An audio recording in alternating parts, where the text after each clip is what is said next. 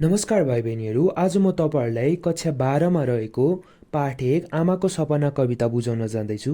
यस कवितालाई गोपाल प्रसाद रिमालद्वारा लेखिएको छ र यो कविता विक्रम सम्वत 2000 सालमा प्रकाशित गरिएको हो। 2007 सालको क्रान्तिको पूर्णगानका रूपमा रचिएको यो कविता एक क्रान्ति कविता हो। अब म तपाईँहरूलाई कविता सुनाउँदै त्यसले के अर्थ दिएको छ भनेर बुझाउन जाँदैछु। आमा त्यो आउँछ र हो बा त्यो आउँछ, त्यो बिहानको सूर्य झैँ उज्यालो छर्दै आउँछ। त्यसको कम्मरमा झुन्डिएको शीत झैँ टल्कने तिमी एक हतियार देख्नेछौ, त्यसैले ऊ अधर्मसित लड्नेछ। त्यो आउँदा तिमी पहिले त सपना हो कि भनेर छामछुम गर्नेछौ, तर त्यो हिउँ र आगो भन्दा पनि बढ्ता छोइने भएर आउँछ। यस कवितांशमा छोरा र आमा बीच कुरा हुँदैछ र छोराले आमालाई त्यो आउँछ र भनेर सोधेको छ। र त्यो भनेर हामीले यसमा के बुझ्न सक्छौँ भने नेपाल आमाको भविष्यमा जन्मने क्रान्तिकारी सपुत अथवा वीर योद्धा भनेर बुझ्न सक्छौँ। र आमाले त्यो अवश्य आउँछ र नेपालमा चल्दै गरेको अन्याय, अत्याचार, निरङ्कुश शासनले गर्दा फैलिएको कालरात्रिलाई हटाउन त्यो क्रान्तिकारी सपुत सूर्य झैँ उज्यालो छर्दै आउँछ भनेर भनेको छ। क्रान्तिकारी सपुत आउने बेला उसको कम्मरमा एउटा शीत जस्तै टल्कने हतियार हुनेछ र त्यसै हतियारले ऊ अन्याय, अत्याचार र अधर्मसित लड्नेछ भनेर भनिएको छ। पहिले त नेपालीहरूले क्रान्तिकारी सपुत आउँदा सपना हो कि भनेर छामछुम गर्नेछ, तर क्रान्तिकारी सपुत हिउँको चिसोपन र आगोको तातोपन जस्तै कडा सामर्थ्य बोकी समाजमा कुशासन हटाएर प्रजातन्त्र ल्याउनेछ भनेर भनिएको छ। अब म कविताको अर्को अंश पढ्न जाँदैछु। हो र आमा, हो, तिमी जन्मदा तिम्रो कलिलो अनुहारमा त्यसकै छाया देख्ने आशा गरेकी थिएँ। तिम्रो हिस्सी परेको हँसाइमा त्यसकै सुन्दर छवि, तिम्रो तोते बोलीमा त्यसकै मधुर ध्वनि, तर त्यो मिठो गीतले तिमीलाई आफ्नो बाँसुरी बनाएनछ। त्यो तिमी नै हौला भन्ने मेरो यौवनभरिको सपना थियो।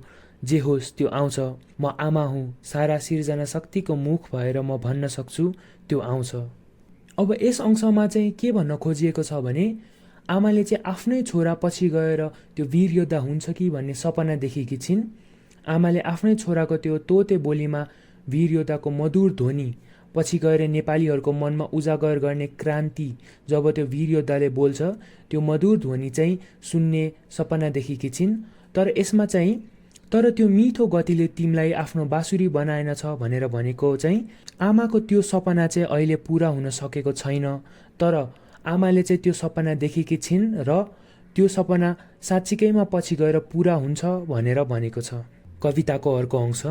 त्यो आउँछ, मैले यो कुनै अल्छी सपना देखेको होइन। त्यो आएपछि तिमी यसरी मेरो काखमा आएर घोप्टिने छैनौ। सत्य कुरालाई तिमी यसरी चुम्बकिएर कथा सुने झैँ सुन्ने छैनौ। तिमी त्यसलाई आफै नै देख्न सक्ने, सहन सक्ने र ग्रहण गर्न सक्ने हुनेछौ। मैले यसरी धैर्य दिनुको सट्टा तिमी सङ्ग्राममा जाँदा लाख सम्झाए पनि नमान्ने आमाको मनलाई सान्त्वना दिँदै बिदा हुनेछौ। मैले यसरी रोगीलाई झैँ तिम्रो कपाल मुसारिरहनु पर्ने छैन। यसमा चाहिँ के बुझाउन खोजिएको छ भने जब त्यो वीर योद्धा, जब त्यो क्रान्तिकारी सपुत आउँछ त्यति बेला आमाले आफ्नो छोरालाई काखमा राखेर त्यो अधर्म, अत्याचारको कथाहरू सुनाइराख्नु पर्ने छैन। छोराले आफै त्यो देख्न सक्नेछ, आफै अनुभव गर्न सक्नेछ भनेर बुझाइएको छ।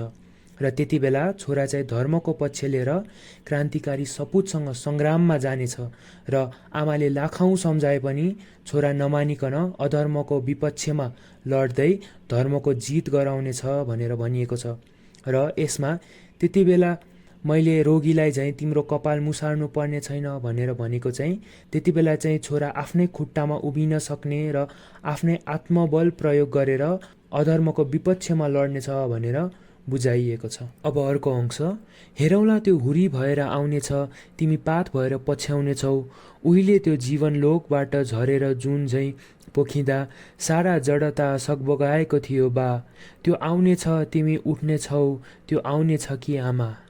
मधुर उषाले चराहरूको कण्ठलाई जस्तै त्यो आउने आशाले मेरो हृदयलाई कुतकुत्याइसक्यो आमा। हो त्यो आउँछ, त्यो बिहानको सूर्य झैँ उज्यालो छर्दै आउँछ। अब म उठे गएँ, तर त्यो तिमी नै हौला भन्ने मेरो यौवनभरिको सपना थियो। अब यो अंशमा के भन्न खोजिएको छ भने क्रान्तिकारी सपुत चाहिँ हुरी झैँ आउँछ र जसरी हुरीले मक्किएका चिजहरूलाई बढालेर लैजान्छ त्यसरी नै क्रान्तिकारी सपुतले चाहिँ समाजमा रहेको विकृति, अन्याय, अत्याचारहरू चाहिँ हटाउँदै लैजान्छ भनेर भन्न खोजिएको छ। र छोराले चाहिँ पात चाहिँ हुरीलाई जसरी पातले पछ्याउँछ त्यसरी नै छोराले चाहिँ क्रान्तिकारी सपुतलाई परिवर्तनको लहरमा पछ्याउँदै जान्छ भनेर भन्न खोजिएको छ। कवितामा छोराले आशावादी हुँदै आमालाई त्यो आउँछ कि आमा भनेर सोधेको छ। यसमा चाहिँ छोराले त्यो क्रान्ति आउँछ कि आमा भनेर आश देखाएको हो र आमाले चाहिँ निर्धक्क हुँदै हो त्यो आउँछ भनेर आश्वासन दिएकी छिन् छोरालाई। र मधुर उषा बिहानीको झुल्को घामलाई चाहिँ नयाँ सुरुवातको रूपमा देखाउन खोजिएको छ। र जब बिहानीको झुल्को घाम लाग्छ त्यति बेला चराचुरुङ्गीहरू गाउन थाल्छन्। यसलाई चाहिँ जब नयाँ सुरुवात हुन्छ त्यति बेला चाहिँ वातावरण जीवन्त हुन्छ भनेर देखाउन खोजिएको हो। र बिहानीको घामले जसरी अन्धकारलाई हटाउँदै लग्छ त्यसरी नै क्रान्ति आउँदा अन्याय अत्याचारको अन्धकार हट्दै जान्छ भनेर कविताले बुझाउन खोजेको छ।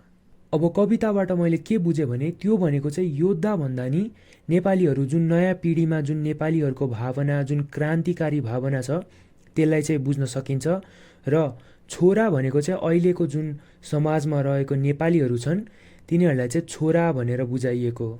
र त्यही क्रान्तिकारी भावनालाई चाहिँ नेपालीहरूले पछ्याउँदै लग्छ र नेपालमा भएको अन्याय अत्याचारहरू हटाउँदै लग्छ र नेपाल आमालाई एउटा नयाँ रूप दिन्छ भनेर चाहिँ मैले बुझेँ। कविताको भाव यति नै हो, मैले तपाईँहरूलाई बुझाइसकेँ। र भिडियो राम्रो लागेमा लाइक गरिदिनु होला र यसको प्लेलिस्ट म बनाएर च्यानलमा राख्नेछु। च्यानलमा अरू भिडियोजहरू पनि छ त्यो पनि हेरिदिनु होला र च्यानल राम्रो लागेमा सब्सक्राइब गरिदिनु होला। धन्यवाद।